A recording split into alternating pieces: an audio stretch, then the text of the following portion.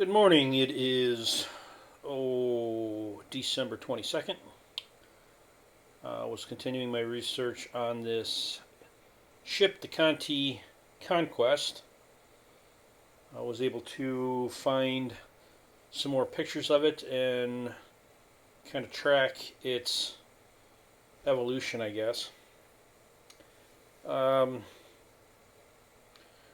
Conti Conquest used to be the Ever Conquest when it was part of Evergreen. It appears that 2 years ago or more it was transferred to a different company, given a different paint scheme, the black over the red. So as you see information on the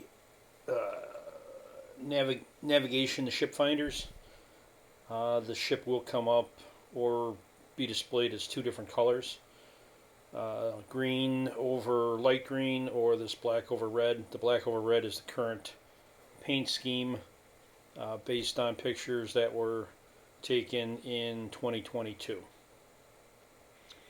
While I was on there taking a look at pictures, I did manage to find a image that seems to be most indicative or representative of what we are seeing in the channel, that being the bulbous bow riding high. Also, the tail of the ship and the rudder section.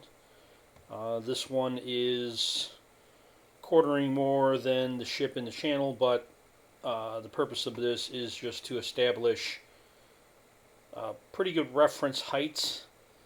A picture this close can be easier to proportion out. And my process was to take this stack right here of 6 containers. The standard shipping height for a container, the standard box, is 8'6" tall. 6 of them would measure to 51 feet. So the image was scaled off of those containers.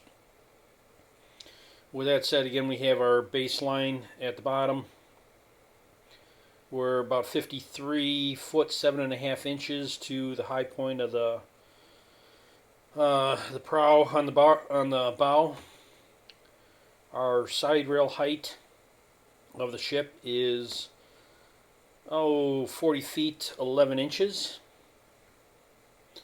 and the overall height to, I guess, the captain's deck would be about 123 feet 4.5 inches.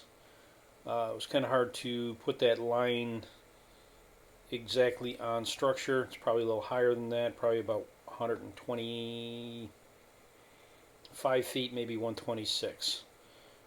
There's also the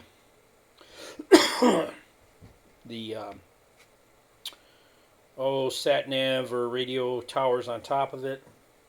But again, everything that high is really less important than the dimensions from the bulbous bow to the prow and the side rail height.